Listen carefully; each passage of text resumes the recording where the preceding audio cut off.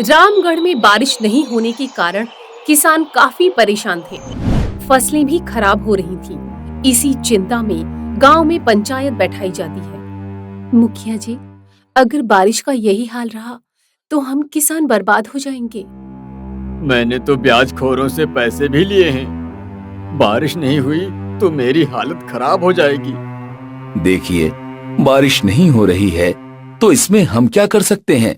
मुखिया जी, पास वाले गांव का सेठ अगर अपनी नदी से हमें पानी भरने देगा तो हमारी फसलें बच सकती हैं। अगर आप सेठ जी से बात करेंगे तो शायद वो मान जाएंगे मुखिया जी। बात तो मैं कर लूंगा, पर क्या सेठ जी पानी देने के लिए राजी होंगे? ऐसे कैसे राजी नहीं होंगे? आप इस गांव के मुखिया जी हैं और वो हमारे गांव का पड़ोसी है। अगर आप सेठ जी को पानी देने की बात कहेंगे तो वो कैसे मना कर सकते हैं? गांव वालों की बात सुनकर मुखिया सेठ जी से बात करने के लिए तैयार हो जाते हैं। अगले दिन मुखिया जी पास वाले गांव में सेठ जी के घर जाते हैं। नमस्कार सेठ जी। अरे आइए आइए मुखिया जी, कहिए कैसे आना हुआ? आप तो जानते ही हो कि इस साल बारिश नहीं हुई है। हाँ, ये तो बहुत दुख की बात है। पर अगर आप हमें आपकी नदी से पानी लेने की इजाजत दे दें तो हमारे गांव वालों की फसलें बर्बाद नहीं होंगी। आप आए हैं तो भला मैं कैसे मना कर सकता हूँ, लेकिन मेरी एक शर्त है मुखिया जी। शर्त? कैसी शर्त? देखिए मुखिया जी, मैं कोई भी काम मुफ्त में नहीं करता। अगर आपको पानी चाहिए तो पानी की कीमत अदा करनी होगी। कीमत अदा करनी होगी?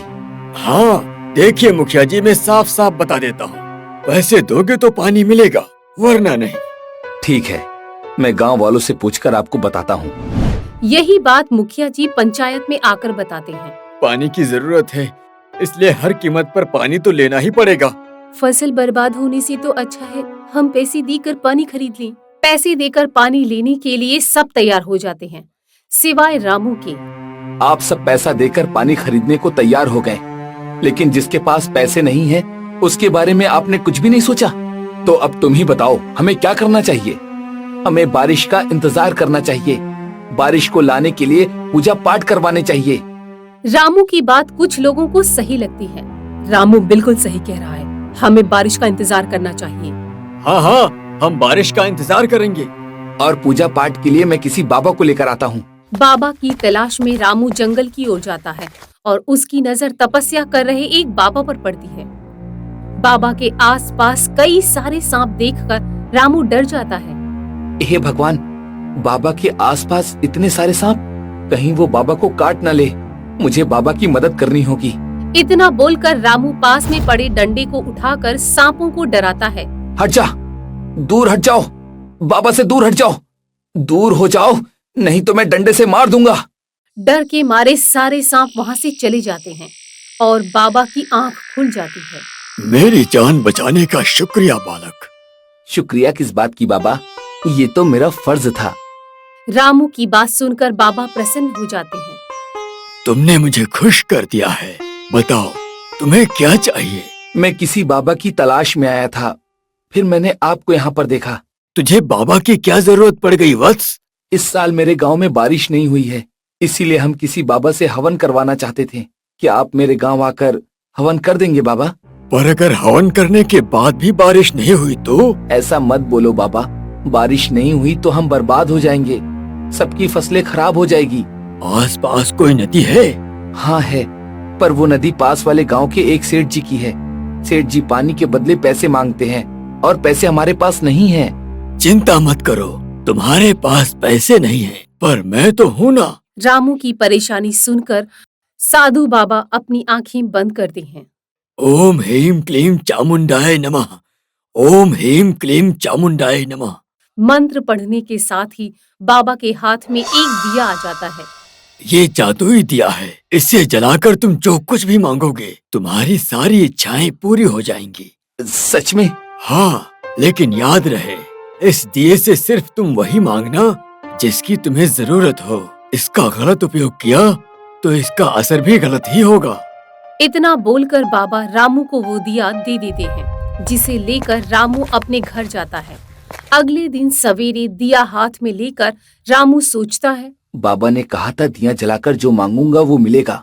देखूं तो क्या सच में ये दिया मेरी ख्वाहिश पूरी करता है? फिर रामू दिए की जोत जलाकर कहता है, हे जादुई दिए, मेरे गांव पर आए हुए संकट को दूर कर। किसानों को पानी की जरूरत है। मेरे गांव में बारिश करवा दे। रामू के कहते ही आसमान से बादल बरसने लगते हैं अरे वाह, बाबा ने बिल्कुल सही बोला था। और देखते ही देखते खेतों में हरियाली और गांव में खुशियां छा जाती हैं। इस बात का पता सेठ जी को चलते ही वो मुखिया जी से मिलने के लिए गांव में आते हैं। आपके गांव वालों ने मेरे नदी से पानी चुराकर अच्छा नहीं किया मुखिया जी। ये क्या कह रहे हैं सेठ जी? हमने आपका पानी नहीं चुराया है। पानी नहीं चुराया है तो खेतों में हरियाली कहाँ से आई? हमारे गांव में बारिश हुई है सेठ जी। आसपास के गांव में सूखा पड़ा है और आप कह रहे हैं कि आपके गांव में बारिश हुई है। तुमने चोरी की है, तुम चोर हो। रामू अपने हाथ में दिया लेकर बताते हुए कहता है, हम चोर नहीं है सेठ जी। ये देखिए, ये दिया जादुई है। इसे जलाकर हम जो भी ख्वाहिश मांगते हैं वो पूरी हो जाती है। ये जादू की कहानी किसी बच्चे को सुनाना, मुझे नहीं। अगर आपको मेरी बात पर भरोसा नहीं है, मैं इसी वक्त बारिश करवा सकता हूँ। अगर तेरे कहने से बारिश हो गई तो मैं यहाँ से चला जाऊंगा, वरना मैं अपने पानी के पैसे निकलवा के ही जाऊंगा यहाँ से। रामू दिया जलाकर कहता है, हे दिए, ये सेठ हमें चोर कह रहा है, इसीलिए तुम अभी इसी वक्त बारिश करवा दो और हमें निर्दोष साबित कर दो। रामू के कहते ही आसमान में बादल मंडराने लगते हैं, बिजलियां कड़कने लगती हैं और बारिश बरसने लगती है। ये देख सब दंग रह जाते हैं। देखा सेठ जी, हम चोर नहीं हैं। ये बारिश इस दिए का कमाल है, समझ गए? ये देख सेठ जी वहाँ से चले जाते हैं। फिर घर पर आकर वो सोचते हैं, आज बगल के गांव वाले मेरी नदी से लाखों का पानी खरीदते हैं। अगर इस रामू के बच्चे ने कहीं उन्हें भी जादुई दिए की मदद से मुफ्त में पानी देना शुरू कर दिया, तब तो मैं बर्बाद हो जाऊंगा। किसी भी सूरत में मुझे वो दिया चुराना ही होगा। फिर अगली रात के 12 बजे सेठ जी अपने साथियों के साथ रामू के घर जाकर दिए की चोरी कर लेते हैं। अगले दिन सवेरे आजू बाजू के गांव से कई किसान रामू के घर मदद मांगने आते हैं। रामू भाई, हमने सुना है आपके पास जादुई दिया है, वो बारिश भी करवाता है। हाँ, ये सच है भैया। हमारे गांव में बारिश नहीं हुई है, हम बर्बाद हो जाएंगे। हाँ भैया, हमारे गांव में भी बारिश नहीं हो रही है, बारिश करवा दो ना। तुम चिंता मत करो, मैं अभी दिया लेकर आता हूँ। रामू घर में दिया लेने जाता है, तब उसे पता चलता है कि दिया तो चोरी हो गया है। अरे, मेरा दिया कहाँ गया? मैंने यहीं पर तो रखा था, कहाँ गया? रामू निराश होकर बाहर आता है। भाइयों, जादुई दिया चोरी हो गया है। ये सुनकर सब दुखी हो जाते हैं। तो क्या अब हमारे गांव में बारिश नहीं होगी? मैं तो बर्बाद हो जाऊंगा। किसी को कुछ नहीं होगा। मैं आज ही बाबा को सारी बात बताता हूँ। बाबा जरूर कोई ना कोई रास्ता निकालेंगे ही। फिर रामू जंगल में जाकर बाबा से मिलकर सारी बात बताता है। चिंता मत कर रामू, जादुई दिया तुझे वापस मिल जाएगा। वापस मिल जाएगा? पर कैसे? वक्त आने पर तुझे सब पता चल जाएगा। दिया वापस आने की उम्मीद के साथ रामू घर वापस आ जाता है। अगले दिन सेठ सोचता है, जादुई दिए की बारिश से अपने खेतों में फसल उगवाऊंगा और नदी का पानी गांव वालों को पैसों से बेचूंगा। ए जादुई दिए, मेरे खेत में बारिश करवा के हरियाली ला दे। सेठ जी की ख्वाहिश सुनते ही बादल से पानी की जगह आग बरसने लगता है और सेठ जी का खेत धू धू कर जलने लगता है। अरे, ये क्या हो रहा है? बादल से बारिश की जगह आग क्यों निकल रही है? जब खेत जलने लगता है तभी दिया बोल उठता है, सीधे साधे गांव वालों को चोर कहने वाले तू खुद चोर है। चल, अब जल्दी से मुझे रामू के घर पहुंचा दे, वरना इस खेत के साथ मैं तेरा घर बार भी जला दूंगा। जादुई दिए की धमकी सुनकर सेठ घबरा जाता है और जल्दी से दिए को लेकर गांव में आ जाता है। मुझे माफ कर दे रामू, तेरा दिया मैंने ही चुराया था। ये ले दिया और जल्दी से मेरे खेत में बारिश करवा दे, वहाँ लगी आग को बुझवा दे, वरना वो आग मेरे घर को भी जला देगी। रामू। सेठ जी की बात सुनते ही रामू को बाबा की बात याद आ जाती है। बाबा ने ठीक कहा था कि इसका गलत उपयोग करोगे तो इसका असर भी गलत ही होगा। मुझे माफ कर दे रामू और जल्दी से मेरा खेत और घर बार जलने से बचा ले मेरे भाई। मैं आपको माफ कर सकता हूँ, लेकिन मेरी एक शर्त है। शर्त? कैसी शर्त? यही कि आज के बाद तुम कभी किसी से नदी के पानी के पैसे नहीं लोगे। हाँ, मैं किसी से भी नहीं लूंगा पैसे। ठीक है, ठीक है। बहुत अच्छे। फिर रामू दिए से कहता है, हे जादुई दिए, इस नादान पर दया करो और इसके खेत में बारिश कर दो। कुछ ही देर में सेठ जी के खेत में बारिश होनी शुरू हो जाती है और आग बुझ जाती है। ये चमत्कार देख सभी लोग खुश हो जाते हैं। उस दिन के बाद कभी भी वहाँ अकाल नहीं पड़ा। जब भी उन्हें बारिश की जरूरत पड़ती तब जादुई दिए की मदद से रामू बारिश करवा देता था। ये कहानी एक ऐसे गांव की है जो श्रापित था। उस गांव के लोग सोने के लिए काफी लालची थे, इसलिए उस ऋषि मुनि ने गांव वालों को श्राप दिया था। इस गांव में अब किसी के पास कभी भी सोना नहीं होगा, ये मेरा श्राप है। देखते देखते कई साल बीत जाते हैं और सच में उस गांव में सोना नहीं था। यदि कोई सोना खरीद कर लाता तो वो पत्थर का बन जाता, जिस वजह से गांव की बेटियों की शादियां नहीं हो पा रही थी। ऐसे ही एक दिन पंडित की बेटी के लिए रिश्ता आता है, पर लड़के वाले सिर्फ सोने की डिमांड करते हैं। पंडित जी, आपकी बेटी बहुत सुंदर और सुशील है, इसलिए हमें दहेज नहीं चाहिए, पर हम चाहते हैं कि आप अपनी बेटी को खाली हाथ विदा ना करें। देखिए, हमारे घर का रिवाज है कि बहू अपने साथ दहेज में कुछ लाए या ना लाए, पर सोना जरूर लाए। माफ करना, पर आपको सोने में एक अंगूठी भी नहीं दे पाऊंगा। आप चाहें तो मुझसे कैश ले लीजिए और शादी के बाद खुद ही सोना खरीद लीजिए। बुरा ना मानिएगा, हमारे गांव में सोना लाना अशुभ है। पंडित जी की ये बात सुनकर लड़के वाले भड़क जाते हैं। आप हमें बेवकूफ समझते हैं? अगर सोना नहीं देना है तो अपनी बेटी को अपने घर पर ही रखिए। बार बार बेटी का रिश्ता टूटने की वजह से अब बेचारा पंडित बहुत परेशान रहने लगता है। एक दिन वो मंदिर में जाकर प्रार्थना करता है। हे भगवान, हमारा गांव सोने से शापित है, पर इसमें मेरी बेटी का क्या कसूर? अगर इस महीने मेरी बेटी का ब्याह नहीं हुआ तो मैं अपने परिवार के साथ तेरी चौखट पे जान दे दूंगा। थका हारा पंडित जब रात के वक्त गहरी नींद में सो रहा होता है, तभी उसे एक सपना आता है जिसमें कुबेर देवता खुद प्रकट होते हैं। पंडित, तुम्हारा गांव सोने से शापित है। अगर तुम अपने गांव को श्राप से मुक्त करवाना चाहते हो तो मैं तुम्हें एक उपाय बताता हूँ। प्रभु, आप जो कहेंगे मैं वो करने के लिए तैयार हूँ। पंडित, तुम्हारे गांव में एक अनाथ बच्चा है। वो बच्चा कोई साधारण बच्चा नहीं है, ये वही बच्चा है जो तुम्हारे गांव में सोने की बारिश करवा सकता है। सोने की बारिश?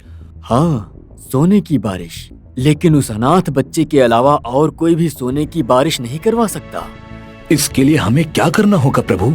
सभी गांव वालों को मिलकर उसकी देखभाल करनी होगी। ठीक है प्रभु। याद रहे, सोने की बारिश केवल 2 बार ही होगी और बारिश में जितना सोना बरसेगा वो सभी गांव वालों को एक समान बांटना होगा। हम ऐसा ही करेंगे प्रभु। और हाँ, यदि किसी को कम ज्यादा सोना दिया तो वो सोना पत्थर का बन जाएगा। तथास्तु। अगले दिन पंडित सभी गांव वालों को मंदिर में इकट्ठा करता है और अपने सपने के बारे में बताता है। अरे मगर वो अनाथ बच्चा है कौन? अरे वो छोटू है ना, प्रभु उसी की बात कर रहे थे। अगर हम छोटू को अच्छे से रखेंगे तो हमारा गांव श्राप मुक्त हो जाएगा। सिर्फ मुक्त ही नहीं, गांव पर सोने की बारिश भी हो सकती है। पंडित की ये बात सुनकर सभी गांव वाले बहुत खुश होते हैं। फिर सभी मिलकर छोटू के पास जाते हैं। छोटू बेटे, आज से तुम अनाथ नहीं हो, हम सब तुम्हारे परिवार वाले ही हैं। ये सुनकर छोटू खुश हो जाता है, लेकिन अचानक गांव वालों को इतना प्यार करते देखकर छोटू को कुछ समझ नहीं आता। बेटे, अगर तुम हमारा साथ दो तो हमारे गांव का भला हो सकता है। मैं भला गांव का क्या भला कर सकता हूँ पंडित जी? फिर पंडित जी छोटू को अपने सपने के बारे में बताते हैं। अब समझा, गांव वाले अचानक मुझ पर इतना प्यार क्यों बरसा रहे हैं। पर कोई बात नहीं, मैं अपने गांव वालों के लिए सब कुछ करूंगा, भले ही गांव वाले मुझे प्यार करें या ना करें। क्या सोच रहे हो बेटे? कुछ नहीं, बताइए मुझे क्या करना है। तभी पंडित उसे गांव के बीच ले जाता है और उसे सोने की बारिश की गुहार करने के लिए कहता है। छोटू जोर जोर से सोने की बारिश की गुहार लगाने लगता है। हे कुबेर देवता, हमारे गांव में सोने की बारिश कीजिए। प्रभु, मेरे गांव को श्राप से मुक्त कीजिए। कुछ ही देर में चमत्कार होता है। आसमान से पानी की जगह सोना बरसने लगता है। ये देख सारे गांव वाले खुश हो जाते हैं। कुछ देर बाद सोने की बारिश होनी बंद हो जाती है। गांव में बारिश के पानी की जगह सोना ही सोना दिख रहा था। फिर पंडित जी सभी गांव वालों को बराबर हिस्से में सोना बांट देते हैं। सोना पाकर सभी गांव वाले खुश हो जाते हैं, पर रामू नाम की व्यक्ति के दिमाग में कुछ और ही चल रहा था। इतने सोने से मेरा क्या होगा? मुझे सारा सोना चाहिए और सारा सोना पाने के लिए मुझे छोटू का अपहरण करना होगा। रामू काफी लालची था। गांव में सबसे अमीर बनने की चाहत में वो एक दिन छोटू का अपहरण कर लेता है।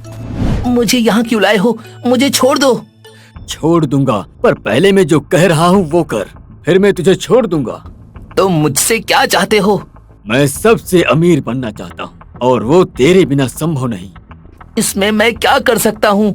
सबसे अमीर बनना है तो मेहनत कीजिए। बिना मेहनत के कोई अमीर नहीं बन सकता। भाषण मत दे, चुपचाप मेरे खेत के ऊपर जल्दी से सोने की बारिश करवा दे। नहीं, मैं बारिश की गुहार नहीं लगाऊंगा। अगर तू सोने की बारिश की गुहार नहीं लगाएगा तो मैं तुझे इसी खेत में जिंदा गाड़ दूंगा। छोटू डर के मारे सोने की बारिश की गुहार लगाता है। हे प्रभु, सोने की बारिश कीजिए, वरना ये मुझे मार डालेगा। छोटू की गुहार पर बारिश तो होती है, लेकिन पत्थर की बारिश होते ही रामू अपनी जान बचाने के लिए एक पेड़ के नीचे भाग जाता है। तब मौका देखकर छोटू वहाँ से भागकर पंडित जी के पास चला जाता है और उन्हें सारी बात बता देता है। उधर पत्थर की बारिश खत्म होते ही रामू को अपने खेत में चारों ओर पत्थर ही पत्थर नजर आते हैं। हे भगवान, पत्थर की बारिश होने पर मेरा खेत बंजर बन गया। अब मैं खेती कहाँ करूँगा? पछतावा होने पर रामू पंडित जी के घर पर आता है। पंडित जी, मुझसे बहुत बड़ी गलती हो गई है, कृपया करके मुझे रास्ता बताइए। रामू, तुमने जो किया गलत किया। अपने लालच के चलते तुमने खुद का नुकसान तो किया ही, साथ में पूरे गांव का भी नुकसान करवा दिया। पूरे गांव का नुकसान? मैं कुछ समझा नहीं। दरअसल मैं एक बात बताना भूल गया था। कुबेर देवता ने मुझे सपने में ये भी कहा था कि बारिश सिर्फ 2 बार ही होगी, और अगर किसी ने जबरदस्ती सोने की बारिश करवाने की कोशिश की तो बारिश में सोने नहीं बल्कि पत्थर होंगे। तो क्या अब गुहार लगाने पर भी सोने की बारिश नहीं होगी? नहीं, रामू की लालच की वजह से सभी गांव वालों के अमीर बनने का सपना चूर हो गया। पंडित जी, मुझे माफ कर दीजिए। मुझे पता होता तो मैं छोटू से जबरदस्ती नहीं करवाता। अब पछताए का जब चिड़िया चुग गई खेत। पंडित जी, मैं प्रायश्चित करना चाहता हूँ, बताइए मैं क्या करूँ? प्रायश्चित करने के लिए तुम्हें मेहनत करके अपने खेत से सारे पत्थर हटाने होंगे, और जब तुम अपने खेत को किसानी करने के लायक बनाओगे तब भगवान खुद तुम्हारी मदद करेगा। मैं आपको वचन देता हूँ कि कड़ी मेहनत करके मैं धनवान बनूंगा। अगले दिन सुबह रामू अपने खेत से पत्थर हटाने लगता है। कुछ ही दिनों में उसका खेत खेती करने लायक हो जाता है और रामू कड़ी मेहनत करते हुए खेती करने लगता है। मेहनत करने वालों की कभी हार नहीं होती। मंजिल उन्हीं को मिलती है जिनके सपनों में जान होती है। पंख से कुछ नहीं होता, हौसलों से उड़ान होती है। कुछ ही दिनों में अच्छी बारिश होती है और रामू के एवं गांव के सभी किसानों के खेतों में हरियाली छा जाती है, जिस कारण सबको अच्छी आमदनी होती है। सभी गांव वाले खुश होते हैं। आज रात के वक्त रामू गहरी नींद में सोया हुआ था और उसे सपना आता है। प्रभु आप? हाँ मैं। तुम्हारी मेहनत को देखते हुए मुझे आना ही पड़ा। बताओ रामू, मेहनत करके कैसा लगा? प्रभु, अगर आपने पत्थर की बारिश नहीं की होती तो आज भी मैं आलसी और लालची ही होता। क्या अब तुम चाहते हो कि मैं एक बार सोने की और बारिश करूं? नहीं प्रभु, इंसान अगर मेहनत करे तो उसकी आमदनी सोने की बारिश के बराबर ही होती है। मैं तुमसे अति प्रसन्न हूँ रामू। बताओ तुम्हें क्या चाहिए? प्रभु, मेरे गांव को सोने के श्राप से मुक्ति दे दीजिए। सोना नहीं देने पर हमारे गांव की बेटियों की शादी नहीं हो पा रही है। तथास्तु। आज के बाद मेहनत के पैसों से खरीदा हुआ सोना पत्थर नहीं बनेगा। धन्यवाद प्रभु, आयुष्मान भव। अगले दिन रामू अपने सपने की बात गांव में सबको बताता है। तो क्या हमारा गांव सोने के श्राप से मुक्त हो गया? हाँ पंडित जी। ये सुनकर सारे गांव वाले खुश हो जाते हैं। फिर पंडित सोने का उपहार देकर अपनी बेटी की शादी धूमधाम से कराता है। आपको हमारा ये वीडियो पसंद आया हो तो प्लीज हमारे चैनल को सब्सक्राइब कीजिए और हाँ, वीडियो को लाइक और शेयर करना मत भूलना। धन्यवाद।